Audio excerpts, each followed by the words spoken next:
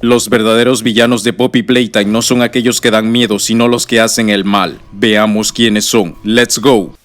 El primer villano es Elliot Ludwig, el fundador de la fábrica y creador de Playtime Co. La industria de juguetes más grande del planeta no hubiese llegado a ser lo que es hoy en día por la tenacidad y esfuerzo que este hombre hizo. A los ojos del mundo, Elliot Ludwig siempre se le caracterizaba como alguien bueno, no solo de brindar felicidad creando juguetes para todos, sino también de prestarle ayuda a todos los niños huérfanos que estaban desamparados. Esto lo sabemos ya que él mismo lo dijo en el teaser trailer del Chapter 3, que tenían mucho interés de darle protección a estos niños con Playcare. Elliot Ludwig posiblemente sea el máximo villano de esta historia, porque es imposible que todo lo malo haya sucedido a sus espaldas. Todo proyecto, toda autorización y todo papel firmado debió pasar por él, siendo consciente de todo lo que sucedía. Hay que tener en cuenta de que Elliot Ludwig es una persona muy obstinada y nada lo detiene en cumplir sus objetivos, hasta el punto de que su matrimonio se vio afectado por esto, pero la preocupación le empezó a invadir su mente al saber que algún día iba a dejar este mundo sin poder ver sus logros cumplirse. Por lo tanto, se empieza a obsesionar con la inmortalidad, utiliza la flor de amapola para conseguir su cometido y al ver que esto no funciona con ratones, decide experimentar con humanos usando a los niños huérfanos de Playcare como sus nuevos prototipos. No cabe duda que Elliot Ludwig, por querer hacer prosperar su imperio de juguetes, fue capaz de cargarse vidas inocentes sin importarle el sufrimiento que causaba.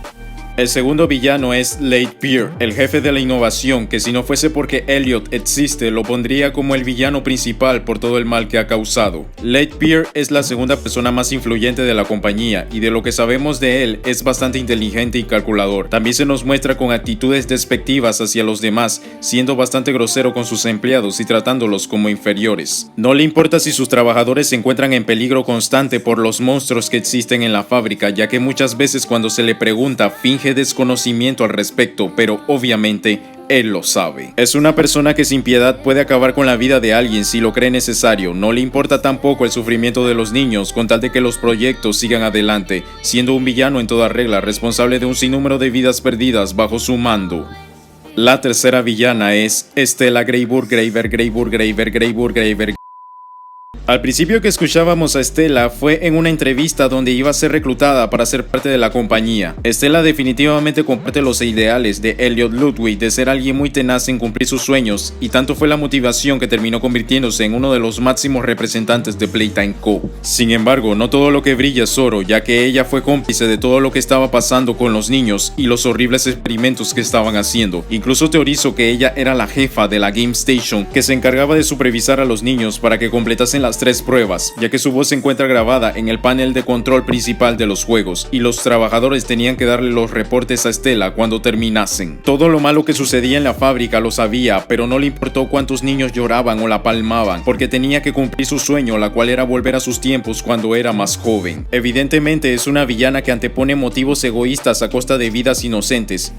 El último villano es Eddie Riederman, que de este personaje conocemos muy poco a excepción de una carta dirigida a la compañía constructora Warren Bush, donde hablaba de un proyecto de excavación para la creación de nuevos laboratorios, la cual decía que tenía que mantenerse con la máxima discreción, y si tenían que trabajar de forma independiente se les pagaba de más para que el proyecto se completase en un plazo de 12 meses como lo decía la carta. Esto definitivamente es sospechoso, ya que no solo se trata de que se mantenga en secreto todo esto, lo cual ya enciende las alertas, sino que también habla sobre la creación de nuevos laboratorios que sin lugar a dudas es para aumentar la capacidad que tienen de experimentar con más personas. Por consiguiente, él también es cómplice de todas estas movidas y que está dispuesto a pagar más con tal de que este proyecto salga adelante para quitarle la vida a más inocentes. Otra razón fuerte de la que es un villano es porque en uno de los teasers de Project Playtime se mencionaron a los 3 grandes directivos de Playtime, incluyendo su nombre, la cual decía el mensaje A Invenerum Infernum, que significa ellos conocieron el infierno,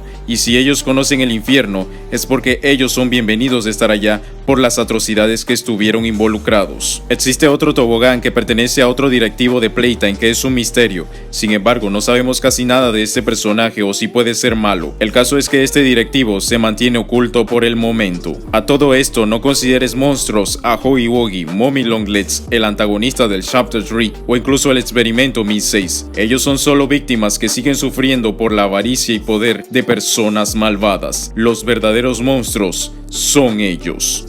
Y ese sería el video presentando a los verdaderos villanos de Poppy Playtime. Muchísimas gracias Lucy por el super thanks. Comparte tus comentarios, muchas gracias por el apoyo y nos vemos en la próxima.